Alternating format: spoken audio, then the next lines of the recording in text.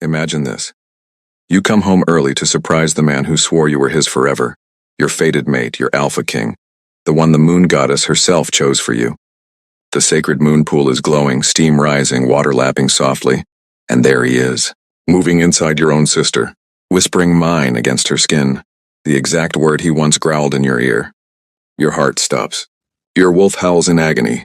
The sacred mate bond twists like a knife, forcing you to feel every single thrust, every gasp, every betrayal. You stand frozen at the edge of the pool, tears burning, world shattering. And then he looks up. Those storm gray eyes that used to make you melt lock onto yours. Shock, guilt, fear. What do you do in that moment? Do you scream and tear them apart? Do you run and never look back? Or do you stand there broken and let the pain carve you into something new? Something unstoppable? This is Amara's story, a story of the deepest betrayal, the most shattering heartbreak. Chapter 1. The Shattering Glow. The full moon rode low over the black pines, spilling silver across the ancient stone walls of the royal den like liquid starlight. I had always believed nights like this were made for us, for me and Lucienne, my alpha king, my fated mate, the man the moon goddess herself had carved from my very soul. I slipped through the massive oak doors earlier than planned. The hunt had been short. The stag had fallen too easily, almost as if the forest had conspired to hurry me home. A strange fluttering ache had bloomed in my chest all evening, whispering that something wasn't right. I ignored it. I wanted to surprise him, to walk into our chambers and feel his strong arms crush me against him, his lips finding mine in that slow, hungry way that always made the world disappear. My boots whispered against the polished stone as I moved deeper into the den. Torchlight danced along the walls, but the real light came from the moon herself, pouring through the high windows like a blessing. I smiled softly, already imagining his face, those stormy gray eyes widening in delight, that wicked, crooked grin spreading before he pulled me close and growled against my throat. "You're home early, my Luna." My heart beat faster. I followed the familiar path to the heart of our home, the sacred moon pool. Our sanctuary, the glowing cavern where the water shimmered with its own inner moonlight, warm and alive, blessed by the goddess for centuries. It was where we had first claimed each other, where Lucian had pressed me against the smooth stone edge and made me his under the full moon, slow and reverent, then wild and desperate, the way the water had rippled around us, the way his hands had gripped my hips, the way his growl had vibrated through my bones. It had felt like the entire universe had approved. Tonight, the bond thrummed hot and eager in my veins. I could already taste him on the air. But as I stepped beneath the arched entrance, the world cracked open. Soft, breathy moans floated across the glowing water. At first, I thought it was the wind playing tricks. Then I saw them. Two bodies tangled in the center of the pool, silver light caressing bare skin. His broad, muscled back, Lucian's back, the dark hair I loved to thread my fingers through, now damp and wild. And beneath him, Isolde, my own sister, her long raven hair fanned out across the water like spilled ink. Her legs were wrapped tightly around his waist, her head thrown back in pure ecstasy as he moved inside her, deep, deliberate, possessive. The air punched out of my lungs. I stood rooted at the edge of the pool, fingers digging into the rough stone arch until my knuckles bled white. The mate bond twisted like a blade in my chest, sharp, merciless, alive. It should have snapped the moment he touched her. It should have died. But it didn't. It burned brighter, forcing me to feel every slow thrust, every shuddering gasp, every whispered word he breathed against her throat. Mine, Lucian growled low, the word that had once been my entire world. Now it belonged to her. Tears stung my eyes, hot and immediate. My wolf, Lyra, screamed inside me, clawing, howling in agony and fury. She begged to rip them apart, to tear his throat out, to drag Isolde under the water until she stopped breathing. But my human heart held her back. I couldn't move, couldn't breathe. They hadn't seen me yet. They were lost in each other.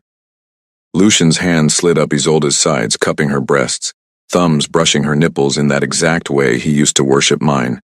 She arched into him, nails raking down his back, moaning his name like a prayer. Lucian, yes, just like that. My name had once sounded the same on his lips. A sob clawed its way out of me, small, broken, but it echoed across the sacred water. Lucian's head snapped up. Those storm-gray eyes locked onto mine. For one frozen heartbeat, the world stopped. Shock, guilt, then something darker, fear, raw and real. He stilled inside her, but Isolde hadn't noticed. She whimpered, rolling her hips, chasing the pleasure he had suddenly abandoned. Lucian, she breathed, confused. His gaze never left me. Amara, he rasped, voice rough with something that might have been regret.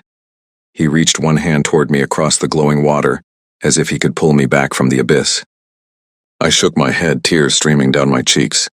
Don't, I whispered. The word carried everything. Every vow we'd sworn. Every night I'd fallen asleep with his heartbeat against my back. Every time I'd believed I was safe in his arms. I took one step back, then another. He surged forward through the water, leaving Isolde behind. She gasped, reaching for him, but he didn't look at her. Amara, wait. I turned and ran. The corridors blurred, torchlight flickering, stone cold under my bare feet. Lyra howled in my mind, the sound tearing through every nerve. The bond stretched, painful, fraying like a rope about to snap. I burst into the night air. The full moon mocked me from above, bright and indifferent. The forest swallowed me. I ran until my lungs screamed and my legs buckled. I collapsed against an ancient oak, chest heaving, tears soaking the earth. The pain was everywhere, sharp, consuming, endless. And yet, beneath the wreckage, a tiny, defiant spark flickered. I was still breathing. I was still Amara. And deep inside, Lyra lifted her head and whispered, "We will rise." The moon watched in silence as I curled into myself, shattered but not destroyed. And through the tears, I smiled. Because this wasn't the end. It was only the beginning. Chapter 2, Shattered Bonds and Silent Vows. The ancient oak's bark pressed rough against my back as I curled into myself on the forest floor. My breath came in ragged, sobbing gasps. The full moon still watched from above, cold, unblinking, indifferent to the wreckage it had witnessed. Every heartbeat hurt. The mate bond thrummed like a live wire in my chest, refusing to die even after what I'd seen. It tugged toward him, toward Lucienne, even now, even as the image of him moving inside Isolde burned behind my eyelids. The betrayal was a poison spreading through every vein, every thought, every memory we'd ever shared. I pressed my palm hard against my sternum, as if I could crush the bond out of existence. Stop, I begged it silently, just stop. But it only pulsed harder, a cruel reminder that the moon goddess's gift didn't break easily. It had to be severed. Lyra, my wolf, whimpered inside me, low, mournful, broken. She had loved him too. She had run beside him under these same stars, felt his powerful wolf claim her in the wild, felt safe in his shadow. Now she felt only rage and grief, two emotions warring so fiercely, I thought I might tear apart. I don't know how long I lay there, minutes, hours. Time had lost meaning. The night air grew colder, dew settling on my skin like tears the sky couldn't hold back. Then I felt it, a ripple in the pack link. A faint, desperate tug. Amara, please, come back. Lucian's voice, raw and fractured, echoing inside my mind. He was searching for me. He was panicking. Good. Let him feel what it's like to reach for something that's already gone. I shoved the link shut with every ounce of will I had left, slamming a wall between us so thick even the bond shuddered. The pain of it was blinding, white-hot, like ripping my own soul in half, but I welcomed it. Pain meant I was still fighting. Slowly I pushed myself up. My legs trembled, but they held. I lifted my face to the moon and let the silver light wash over me. I am Amara, I whispered to the night. Luna of the Silverfang Pack, daughter of the Crescent Moon, sister to Isolde, and no longer the fool who believed love was enough. My voice cracked on the last word, but I forced myself to keep going. I reject what has been done to me. I reject the lies. I reject the pain. The words weren't the formal rejection yet, that would come later in front of the pack, under the goddess's full witness. But these were mine, private, sacred, a vow carved into my own heart. And then, because the night needed to hear it too, I added the smallest, most dangerous promise of all. I will rise. The wind stirred the leaves above me almost like an answer. I straightened my spine, wiped the tears from my cheeks, and began to walk. Not toward the den, never toward the den again. I moved deeper into the forest, toward the old hunting trails only the elders still remembered. Toward the forgotten borders where the pack's scent grew faint, and the wild called louder. My body ached with every step, grief heavy as iron, but something else was waking too. Anger, pride, a quiet burning determination that tasted almost like hope. I walked until dawn bled pink across the horizon. I found a small clearing near a trickling stream and sank down beside it. My reflection stared back at me. Wild hair, tear-streaked face, eyes that looked older than they had yesterday.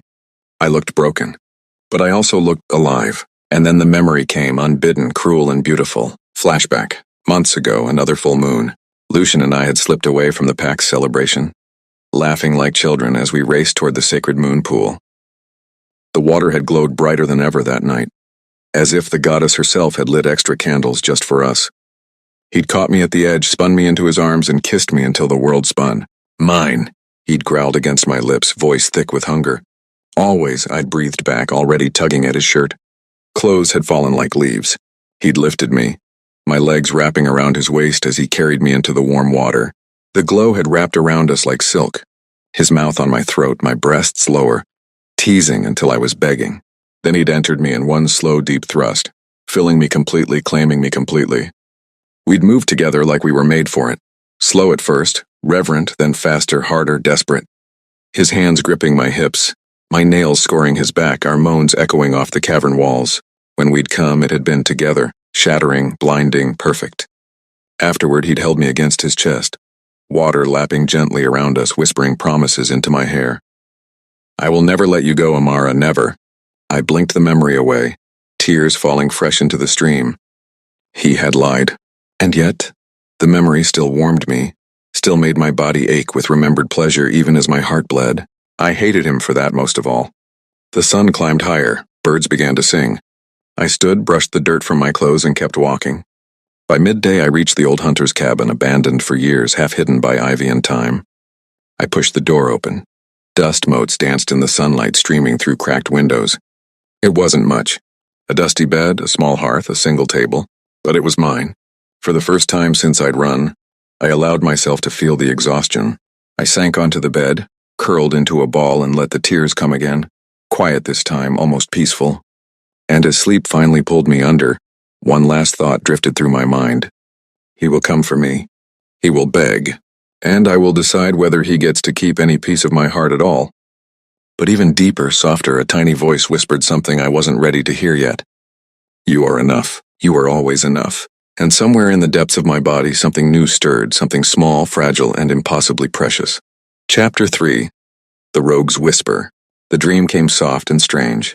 I was floating in warm darkness, weightless, cradled by something ancient and gentle. A tiny heartbeat echoed through me, fast, fluttering like a bird trapped in my chest. Not mine alone. Ours. My hand rested over my lower belly even in sleep, fingers splayed protectively. A quiet joy bloomed behind my ribs, fragile and bright, before the pain of waking dragged me back. Sunlight sliced through the cracked window of the hunter's cabin, painting golden stripes across the dusty floorboards. My body ached, muscles stiff from running, heart bruised from everything else. But that small, secret heartbeat lingered in my mind like a promise. I sat up slowly, pressing my palm harder against my stomach. Could it be? I closed my eyes and listened inward. Lyra stirred, quiet but alert. She sniffed the air inside me, then let out a soft, reverent whine. Pup. The word hit like thunder wrapped in silk. Tears welled up again, but these were different. Hot, aching, and strangely grateful. A child, his child. Lucian's child. The thought should have broken me all over again. Instead, it anchored me. This little life hadn't asked to be born into betrayal. It deserved better. We deserved better. I stood, shaky but determined, and moved to the small basin in the corner. I splashed cold water on my face, letting it drip down my neck. In the cracked mirror above it, I met my own eyes. Red-rimmed, fierce, alive. I won't let him take you from me, I whispered to the reflection, to the child, to the moon that had already set. Not ever. The day passed in quiet survival. I gathered firewood from the edge of the clearing, scavenged berries and roots I knew were safe, built a small fire in the hearth. Every movement felt deliberate, almost sacred. I was building something new. A life. A refuge. As dusk fell, the forest grew restless. A low growl rumbled through the trees, not angry but watchful. My wolf snapped to attention. Lyra's hackles rose. Someone was close. I stepped outside, the door creaking behind me. The air smelled of rain and pine and wolf. Not Pack, not Lucian. Something wilder, rougher, scarred. A shadow detached from the trees. He was tall, taller than Lucien, broad-shouldered, clad in worn black leather and faded linen. Dark hair fell past his shoulders, tangled with leaves. A jagged scar ran from his left temple down his cheek, disappearing beneath the collar of his shirt. His eyes were the color of storm clouds at midnight, sharp, guarded, and impossibly deep. He stopped at the edge of the clearing, hands loose at his sides, showing he meant no threat. "You're far from Packlands, little Luna," he said.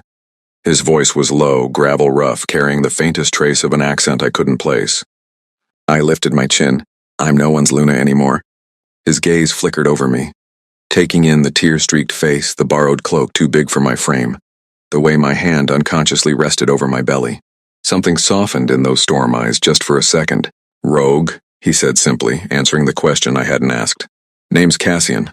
"Amara," I replied, though I wasn't sure why I gave him my real name. He tilted his head, studying me. "You smell of grief and new life." My breath caught. How could he know? He lifted a hand, palm out. "I mean you no harm. I've been watching the borders. Saw you run last night. Saw the king tear through the forest calling your name like a madman." I flinched at the mention of Lucian. Cassian's jaw tightened. "He's still searching, won't stop until he finds you." "Let him search," I said, voice steadier than I felt. "He'll find only what's left." Rain began to fall then, soft at first, then harder. Thunder rumbled in the distance. Cassian glanced at the sky, then back at me. "You'll catch your death out here. Come inside. I won't touch you. I swear it on the moon." I hesitated, but the cold was sinking into my bones and the child inside me needed warmth. I nodded once. He followed me into the cabin, keeping a careful distance. He moved with the quiet grace of someone who had lived alone a long time, every step deliberate, never crowding. I stoked the fire while he stood near the door, dripping rainwater onto the floorboards. "Why are you helping me?" I asked without turning around. "Because I know what it feels like to be cast out," he said quietly. "And because you smell like hope, even through the pain." I turned then. Our eyes met across the small room. The firelight danced over his scarred face, turning the jagged lines silver. Something electric passed between us, not the mate bond, not yet, but something raw and real. A recognition. Two broken souls seeing each other clearly for the first time. He took one slow step closer. Rain hammered the roof. I didn't move away. He stopped just short of touching me, close enough that I could feel the heat radiating from his body. His gaze dropped to my lips, then lifted again. "Amara," he breathed, voice rough with something like longing. My heart stuttered. The air between us thickened, charged like the storm outside. He lifted a hand, slow, careful, and brushed a wet strand of hair from my cheek. The touch was feather-light, reverent. I closed my eyes, leaning into it just a fraction. Thunder cracked overhead, and then his lips hovered near mine, so close I could taste the rain on his breath. But he didn't kiss me. Not yet. Instead, he whispered against my mouth, "You don't have to be alone anymore." Lightning flashed, illuminating his face, and scarred, beautiful, fierce. And in that moment, something inside me cracked open. Not healed. Not yet, but hopeful. Chapter 4. The Queen's Exile. The storm raged outside the hunter's cabin, wind howling through the trees like a grieving wolf. Rain lashed the roof in furious sheets. Inside, the fire crackled low, casting long shadows across the walls. Cassian stood frozen inches from me, his breath warm against my lips. The almost kiss hung between us, electric, fragile, full of unspoken promises. And then her voice sliced through the pack link like a poisoned blade. "Enjoy your little hideaway, sister. But you should know, he still calls my name in his sleep. He's older." The words dripped with smug triumph, laced with the kind of cruelty only a sister could wield so perfectly. My body went rigid. The fragile warmth that had begun to bloom in my chest iced over. Cassian felt it immediately. His hand dropped from my cheek, eyes narrowing with concern. "Amara," he murmured. I stepped back, pressing a hand to my temple as if I could physically push her voice out of my mind. "She's in my head," I whispered, taunting me. Cassian's jaw clenched. He didn't ask who. He didn't need to. The scent of betrayal still clung to me like smoke. I closed my eyes, forcing the link shut again. But the damage was done.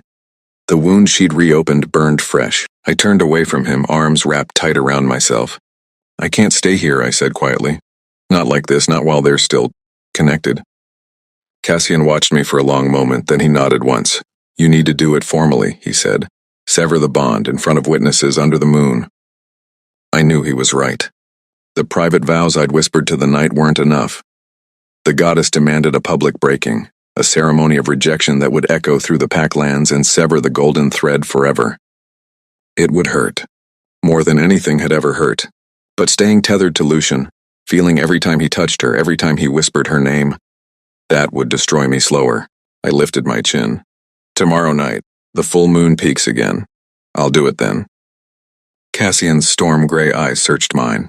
You don't have to do it alone. I know, I said softly, but I need to. He didn't argue. He simply stepped closer again. Not to kiss me this time, but to rest his forehead gently against mine.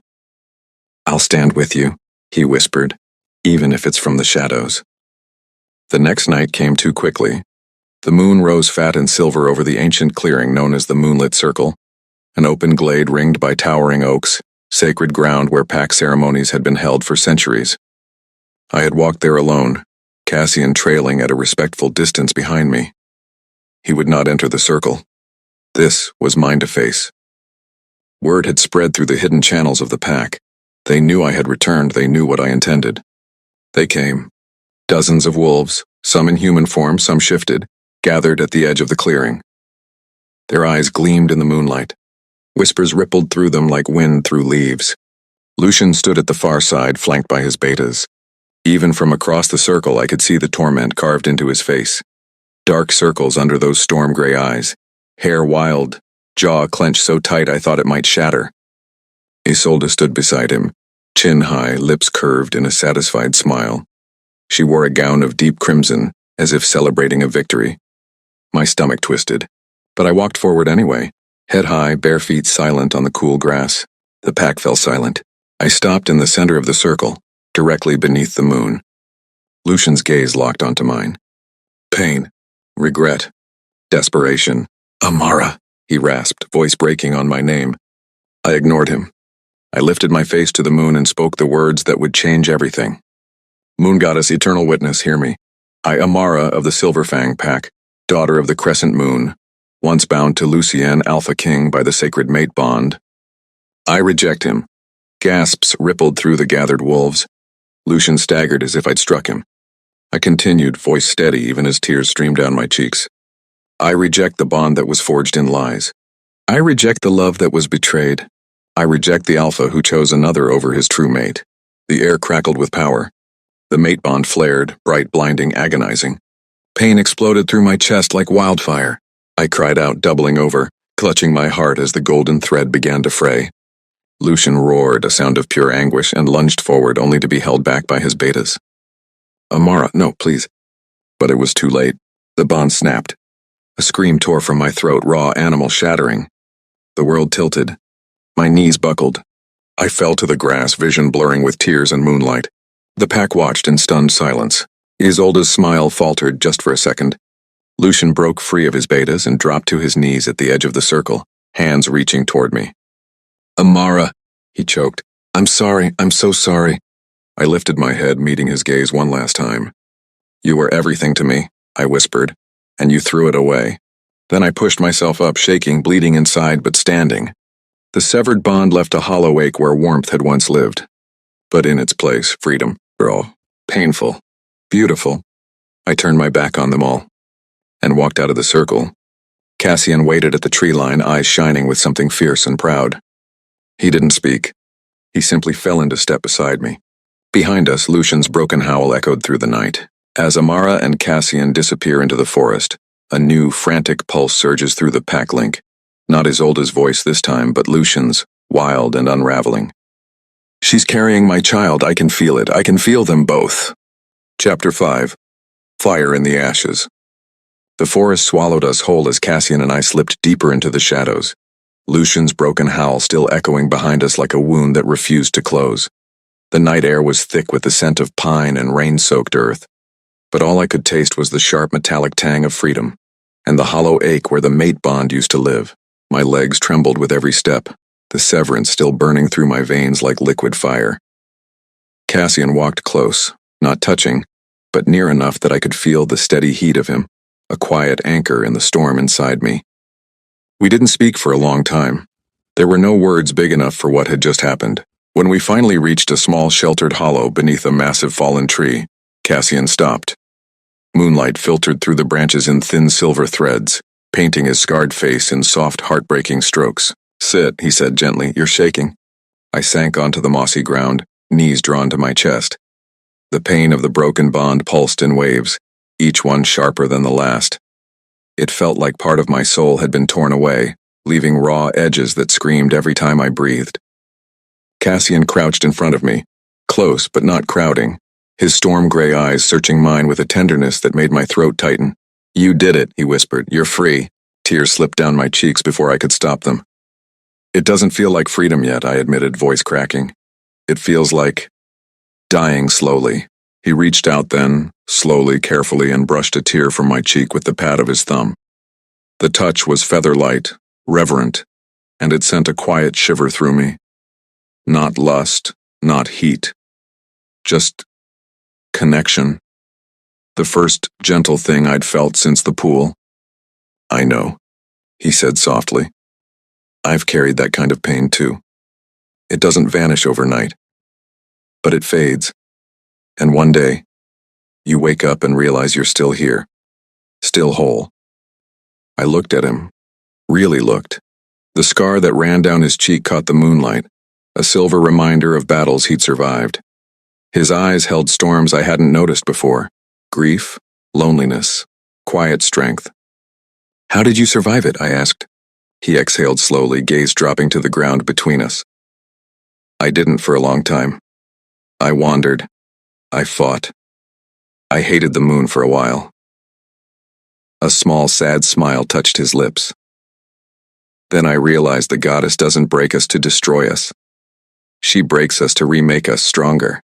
His words settled over me like a blanket, warm, heavy, true. I reached out, hesitant, and rested my hand over his where it rested on his knee. His skin was warm, rough from years of living wild.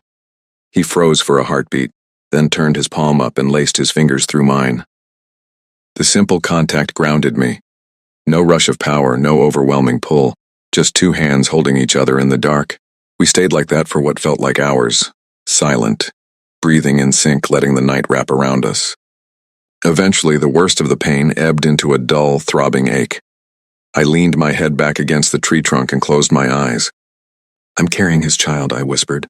Cassian's hand tightened around mine, just a fraction. "I know." "I don't want him near us," I said fiercely, "not after what he did." "Then he won't be," Cassian answered, voice low and certain. "Not if you don't want him to be." I opened my eyes and met his gaze. In the moonlight, his expression was fierce and gentle all at once, protective in a way that made my heart stutter. "Thank you," I breathed, "for standing with me tonight, for everything." He shook his head slowly. "You don't owe me thanks, Amara.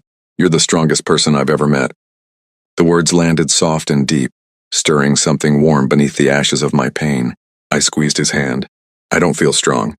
"You are," he said simply. "You just walked away from the man who was supposed to be your forever, and you're still standing. That's not weakness. That's fire." A small, trembling smile curved my lips, the first real one since the pool.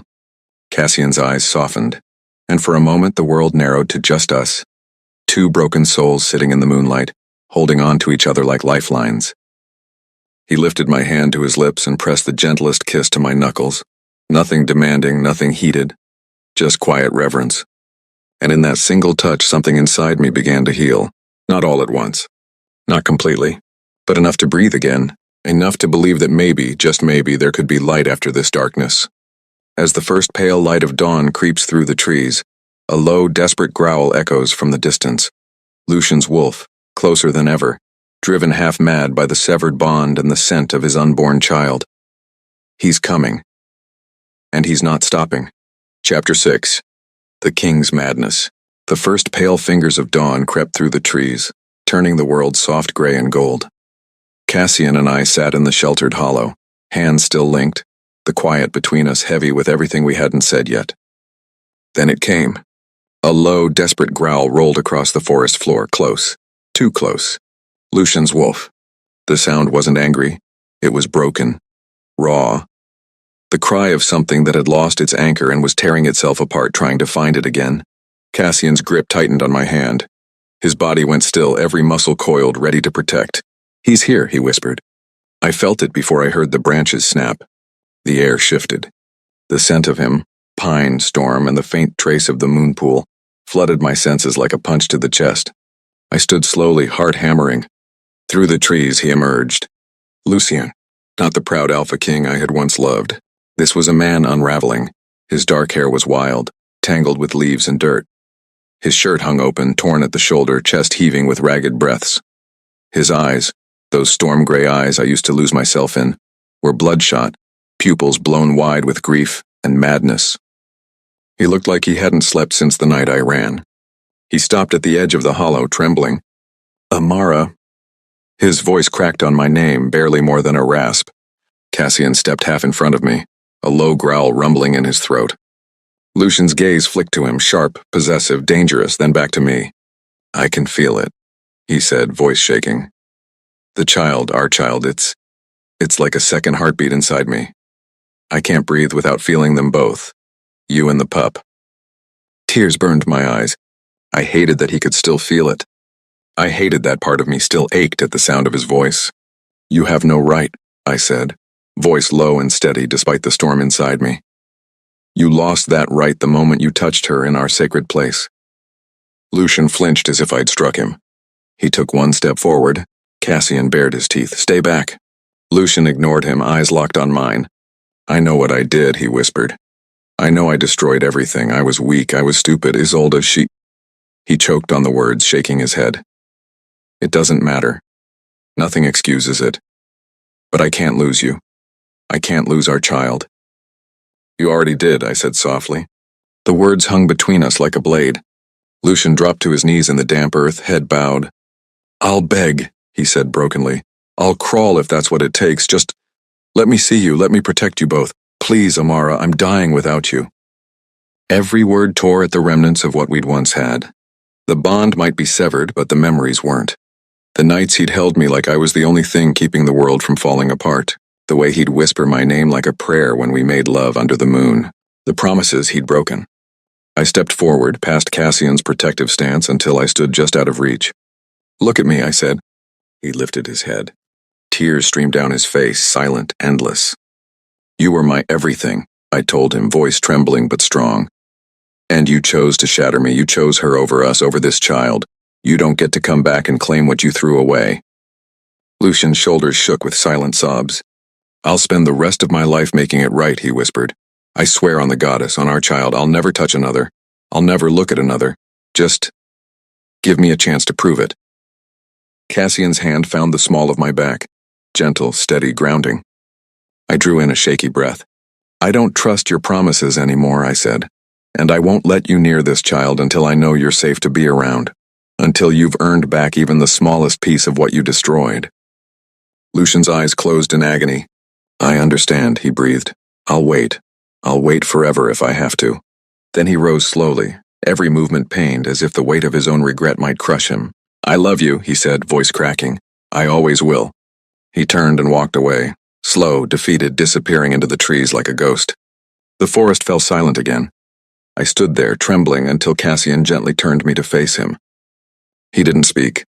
He just pulled me into his arms, slow, careful, offering shelter without demanding anything. I buried my face in his chest and let the tears come, quiet, cleansing, releasing. He held me through it all, and in the safety of his embrace I felt the first true flicker of something new. Not love, not yet, but peace. As the morning sun rises higher, a sharp, frantic pulse surges through the pack link again. This time Isolde's voice, wild and furious. "You think you can just walk away and take his heir with you? I'll burn everything down before I let you win, sister." Chapter 7, A New Flame. The morning sun climbed higher, spilling golden light through the canopy and warming the damp earth beneath our feet. Cassian still held me, his arms a quiet fortress around my trembling frame. The echo of Isolde's venomous words lingered in the pack link like smoke, sharp, acrid, refusing to fade. Refusing. "I'll burn everything down before I let you win, sister." I pulled back just enough to meet Cassian's gaze. His storm-gray eyes were steady, fierce with a protectiveness that made my chest ache in the most tender way. "She won't touch you," he said, voice low and certain. "Not you. Not the child. Not while I'm breathing." The promise wrapped around me like sunlight after endless night.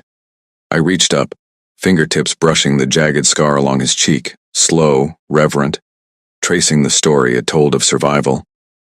"I believe you," I whispered. Something shifted between us then.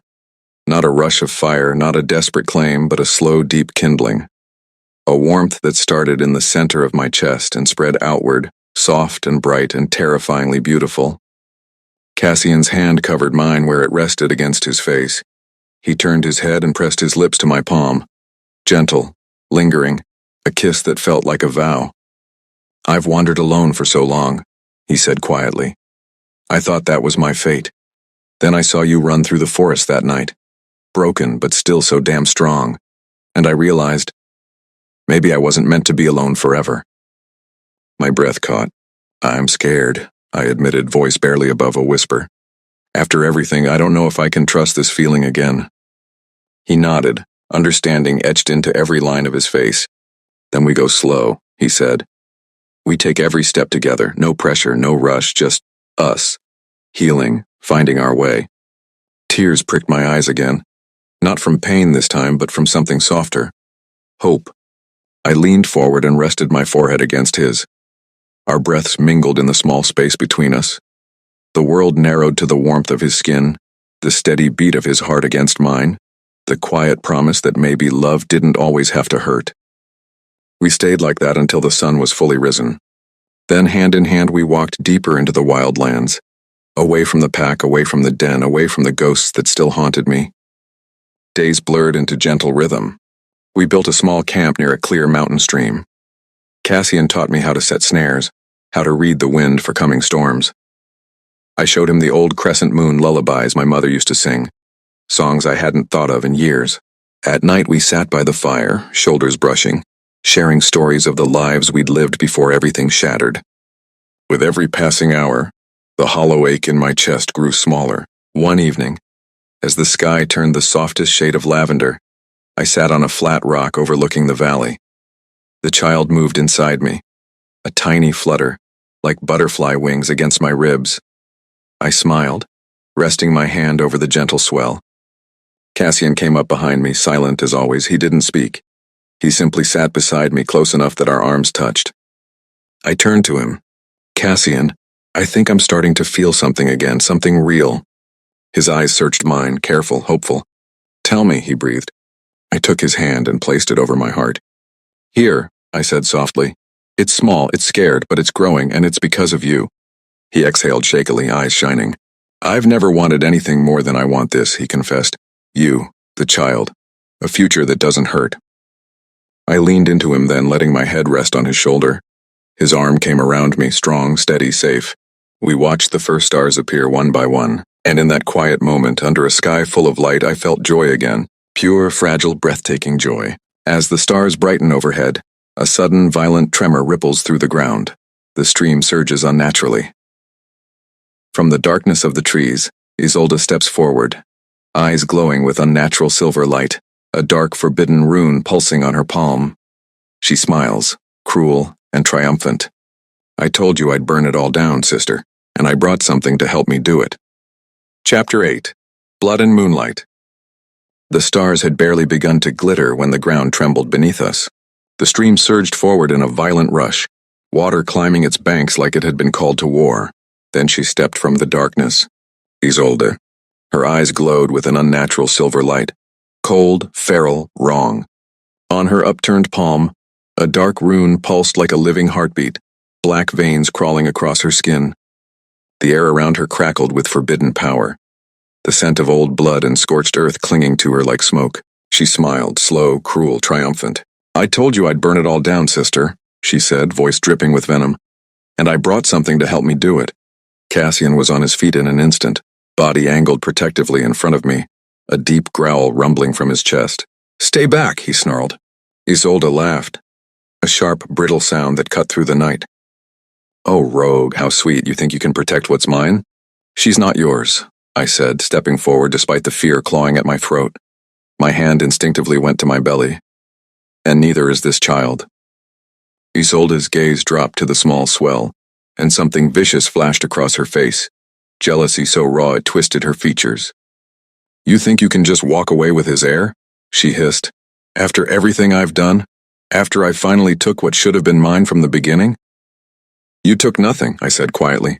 You stole, and you'll pay for it. The rune on her palm flared brighter. She lifted her hand, and shadows began to coil around her fingers, dark tendrils that reached toward us like hungry serpents. Cassian shoved me behind him. Run, Amara! But I couldn't.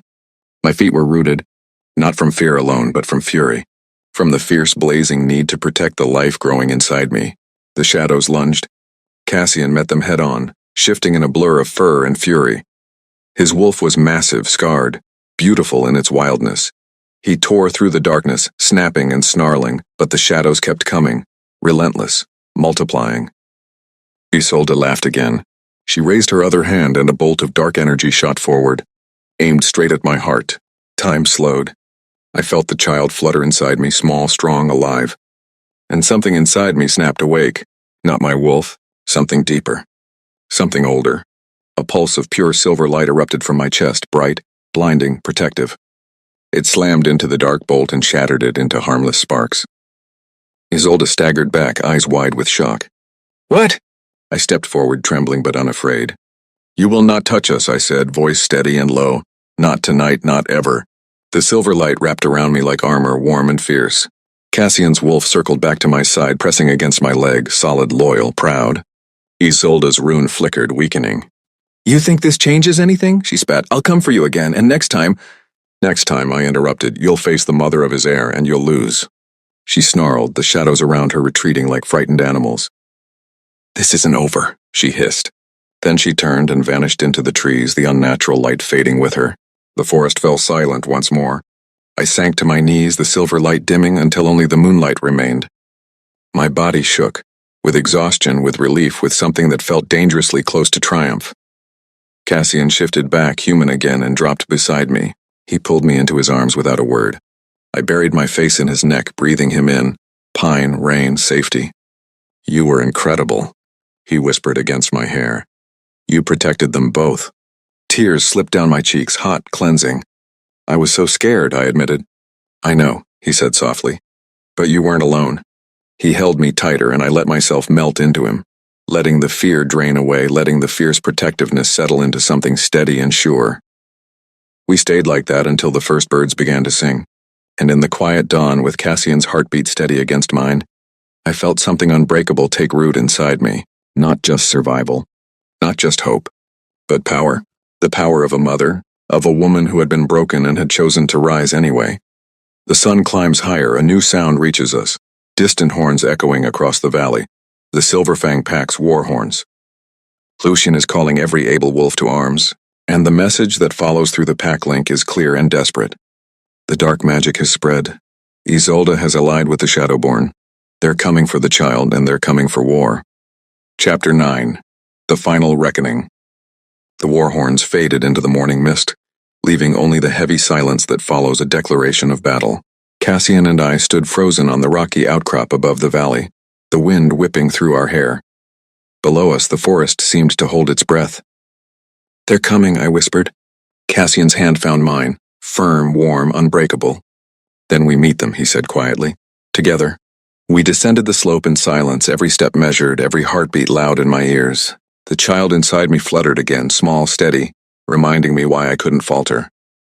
By midday we reached the edge of the old battlefield, an ancient clearing scarred by generations of conflict, ringed by towering stones carved with runes long faded. The Silverfang Pack had already gathered. Hundreds of wolves, some shifted, some human, stood in tense formation. At their center stood Lucien. He looked like a king on the edge of ruin. Armor of dark leather and silver gleamed under the sun, but his eyes were hollow, haunted, when he saw me approach hand in hand with Cassian. Something raw and desperate flashed across his face. The pack parted silently as we walked forward. Lucien stepped down from the raised stone platform. He stopped several paces away, close enough to speak, far enough to respect the distance I had carved between us. Amara, he said, voice rough with everything he hadn't slept off. You came. I came for my child, I answered, not for you. His gaze dropped to my belly, then lifted again, pain etched so deeply it looked permanent. I know, he breathed. I know I don't deserve to ask anything of you, but the Shadowborn, They're using dark magic. Isolde has given them an opening into our lands. If we don't stop them here, they'll take everything, including the pup. I felt Cassian tense beside me, but he stayed silent, letting me lead. I lifted my chin. Then we fight, I said. But when it's over, you and I are finished. There is no going back. Lucian closed his eyes for a long moment, as if absorbing the finality of the words. When he opened them again, tears shimmered on his lashes. I accept that, he whispered. As long as you and the child live, I accept it. The horn sounded again, closer now. The ground trembled. From the far tree line, darkness poured out. Isolde led them, flanked by twisted, shadow-wreathed wolves whose eyes glowed the same unnatural silver as hers.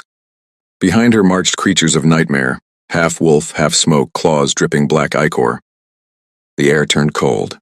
Lucian turned to his pack and raised his voice. Silverfang, for our home, for our future, for the child of our blood. A roar answered him, fierce, united. Then the battle began. It was chaos and fury and heartbreak all at once. I stayed near the center, protected by Cassian's massive wolf form and a circle of loyal betas. But I didn't hide. I fought with everything I had. Claws, teeth, the silver light that had awakened inside me the night before. Every time a Shadowborn lunged toward me, that protective glow flared, shattering their darkness, driving them back. Across the field, Lucian fought like a man possessed. He tore through the enemy ranks, but his eyes kept finding me. Every glance filled with regret, with longing, with a love he knew he had lost forever. Isolde broke through the line. She came straight for me, rune blazing, shadows whipping around her like a storm. You think you can take everything from me? She screamed. He was supposed to be mine. I met her gaze without flinching. He was never yours, I said, and he never will be. She lunged. Cassian intercepted her, snarling, snapping, but she was fast, fueled by dark power. I stepped forward. The silver light inside me surged, brighter than ever. I placed both hands on Isolde's chest as she reached for me. The contact was electric. Light met darkness, and the darkness shattered. Isolde screamed, a sound of pure agony, as the rune on her palm cracked and crumbled to ash. The shadows around her dissolved. She collapsed to her knees, eyes wide with shock and sudden clarity. The Shadowborn faltered. The pack pressed the advantage. Within minutes, the battlefield fell silent. The enemy retreated, scattered, broken. Isolde remained on her knees, staring at her empty hands. Lucian walked slowly toward us. He stopped in front of me. Blood streaked his face, but his eyes were clear for the first time in weeks. Thank you, he said softly, for saving them, for saving us all. I looked at him, really looked, and felt the last remnants of anger soften into something quieter. Sorrow, acceptance, closure. You're welcome, I whispered. Then I turned to Cassian. He shifted back, standing tall and steady beside me. I took his hand. Lucian watched the gesture, pain flickering across his face one last time, then bowed his head. I release you, he said, voice breaking. Both of you, be happy, be safe. He turned and walked away, shoulders bowed but steps sure. The pack watched in silence, and in that moment under the afternoon sun I felt the weight of everything lift. I looked up at Cassian, my rogue, my anchor, my future. He smiled, small, real, radiant, and I smiled back. As the sun begins to set, painting the battlefield gold, a soft, unfamiliar voice whispers through my mind. Not the pack link, not Isolde's venom, but something new and gentle. Mother, I'm almost here. Chapter 10, Dawn of the True Queen. The battlefield lay quiet under the setting sun, gold bleeding into the edges of every scar the earth carried. The last echoes of war had faded. The Shadowborn were gone, scattered or broken. Isolde had been taken away in chains, her rune dead and her eyes empty of the fire that once consumed her. The pack stood in hushed awe, watching the sky turn the softest shades of rose and violet. And then that small, gentle voice whispered again through my mind, clearer now, sweeter than moonlight. Mother, I'm almost here. My breath caught.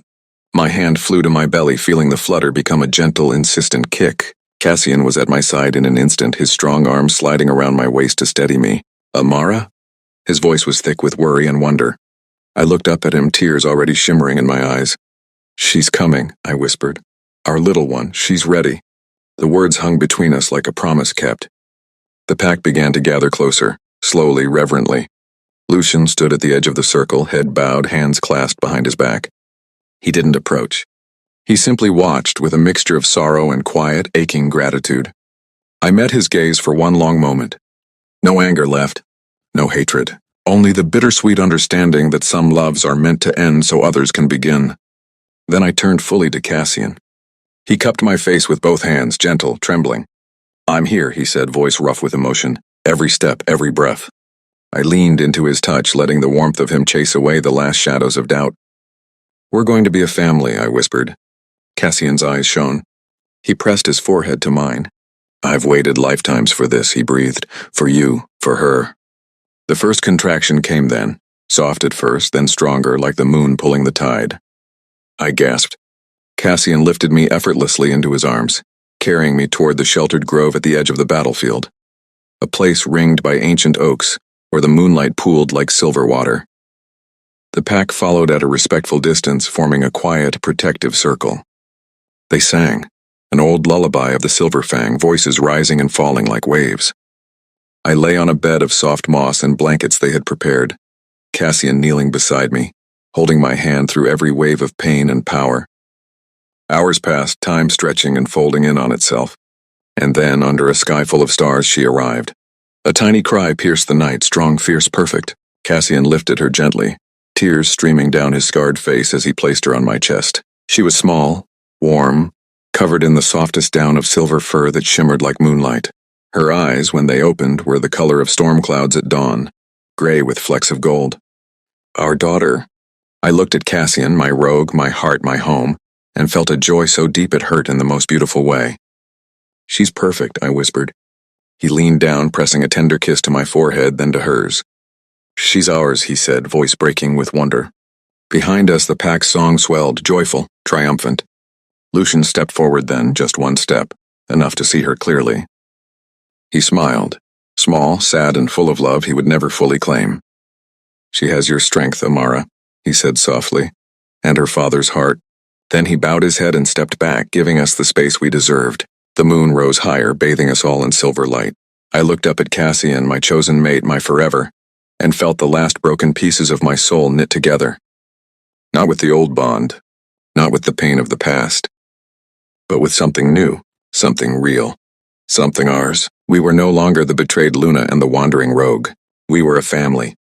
We were whole, and as our daughter's tiny fingers curled around mine, I smiled through happy tears. The dawn was coming, and it was beautiful. Thank you for letting me tell this story with you, my love. It was heartbreaking and healing all at once. If you ever want to revisit their world or start a new one, I'll be right here. If Amara's journey of heartbreak, fierce self-discovery, unbreakable maternal love, and finding a new flame in the ashes moved you, if you felt every tear, every roar, every quiet moment of healing right alongside her, then don't let the story end here. Share your heart in the comments below. Who broke your heart more, Lucian or Isolde? Did you cheer for Cassian from the very first moment he appeared? Which scene made you cry the hardest? What would you have done in Amara's place? Reject him immediately or give him one last chance? And most importantly, do you want more? A sequel? A spin-off? The story of Amara and Cassian raising their little silver-furred daughter? Drop your thoughts, your feelings, your screams into the comments. I read every single one. Your words keep this world alive. And if this story touched your soul the way it touched mine, like to show Amara some love, share so another broken heart can find hope in her rise. Follow for more raw, emotional, soul-shaking werewolf romances that remind us, even when everything shatters, we can still become queens. The moon is still watching. What happens next is up to us. See you in the comments, my loves.